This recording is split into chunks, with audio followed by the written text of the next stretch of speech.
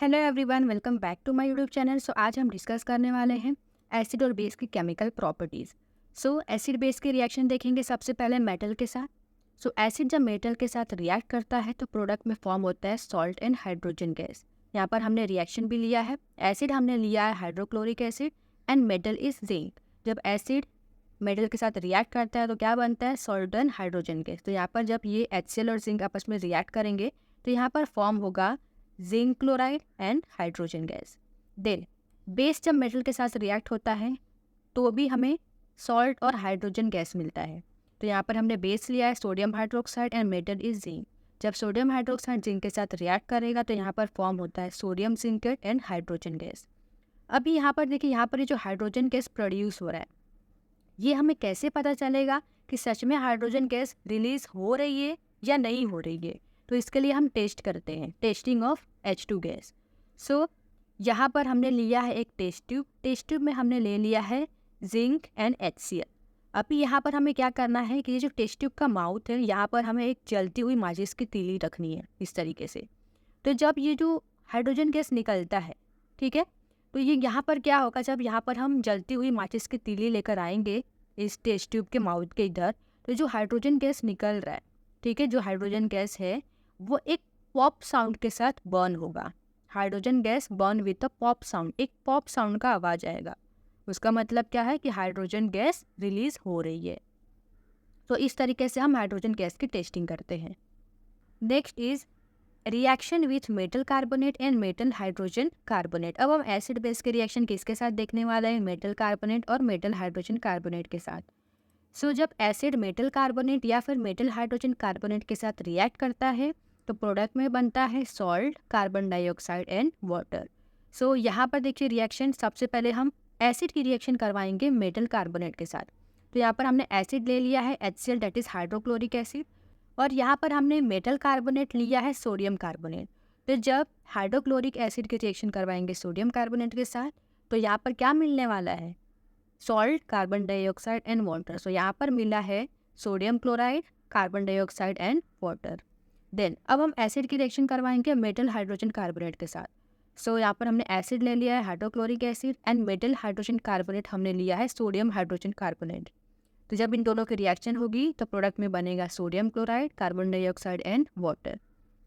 Then next हमने acid की reaction देख ली मेटल कार्बोनेट और मेटल हाइड्रोजन कार्बोनेट के साथ, लेकिन अब हम देखेंगे बेस की रिएक्शन। तो जो बेस होते हैं वो मेटल कार्बोनेट और मेटल हाइड्रोजन कार्बोनेट के साथ रिएक्ट नहीं करते हैं, इनकी रिएक्शन नहीं होती है। अब यहाँ पर देखिए, यहाँ पर ये जो हमने रिएक्शन की है इसमें क्या हो रहा है, इसमें CO2 गैस प्रोड्यूस हो रहा है। तो हम कैसे चेक करेंगे कि सच में CO2 गैस रिलीज हो भी रही है कि नहीं हो रही है। तो इसके लिए हम टेस्ट करते हैं, testing of CO2 gas. CO2 can be tested by passing it through a lime water. तो CO2 को टेस्ट करते हैं हम लाइम वाटर से पास कर कर, लाइम वाटर से गुजार कर। यहाँ पर हमने लिया है कैल्शियम हाइड्रोक्साइड, जिसे हम लाइम वाटर बोलते हैं। जब लाइम वाटर में हम CO2 को पास करते हैं तो यहाँ पर प्रोडक्ट में बनता है calcium carbonate and water. Calcium carbonate जो कि एक वाइट कलर का PPT होता है, एक मिल्की सोल्यूशन होता है, वाइट कलर का सोल्यूशन होता है। तो जब लाइम वाटर, ये जो लाइम वाटर होता है वो कलरलेस होता है। तो जब ये कलरलेस से वाइट सोल्यूशन बन जाता है, इसका मतलब हुआ क्या कि CO2 गैस प्रोड्यूस हुई है।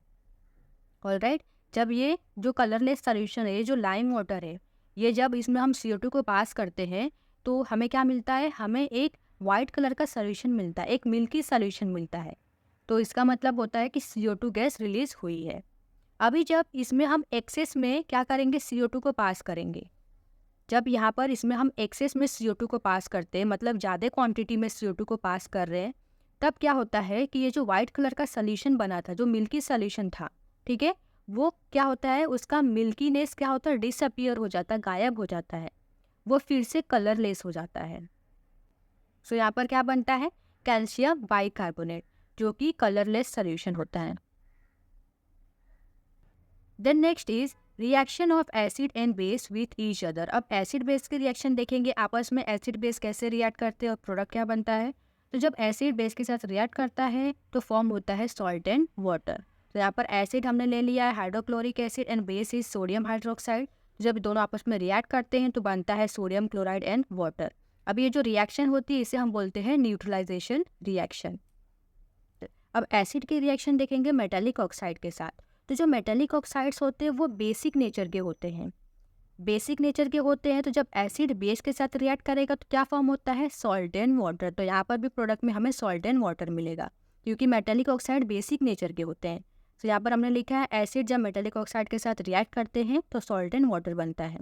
यहाँ पर रिएक्शन भी लिया, एसिड हमने लिया hydrochloric acid, metallic oxide is calcium oxide. तो जब हाइड्रोक्लोरिक एसिड कैल्शियम ऑक्साइड के साथ रिएक्ट करता है तो यहाँ पर प्रोडक्ट में फॉर्म होता है calcium chloride and water. Then next is reaction of non metallic oxide with bases. अब हम बेस की रिएक्शन देखेंगे नॉन मेटेलिक ऑक्साइड्स के साथ। ये जो नॉन मेटेलिक ऑक्साइड्स होते हैं ये एसिडिक नेचर के होते हैं। यहाँ पर हमने एक पॉइंट लिखा है, the basis mostly react with non metallic oxides only. जो बेसिस होते हैं वो मोस्टली नॉन मेटेलिक ऑक्साइड्स के साथ रिएक्ट करते हैं। जब बेस नॉन मेटेलिक ऑक्साइड के साथ रिएक्ट करेगा तो क्या बनेगा, salt and water. Salt and water क्यों बनता है, क्योंकि ये नॉन मेटेलिक ऑक्साइड है। Non metallic oxide acidic nature का होता है। तो जब एसिड बेस रिएक्ट करते हैं तो क्या फॉर्म होता है, सॉल्ट एंड वाटर ही बनता है। यहाँ पर हमने रिएक्शन लिया है, बेस हमने लिया है calcium hydroxide and non metallic oxide is carbon dioxide. जब ये दोनों आपस में रिएक्ट करते हैं तो यहाँ पर बनता है कैल्शियम कार्बोनेट एंड वाटर।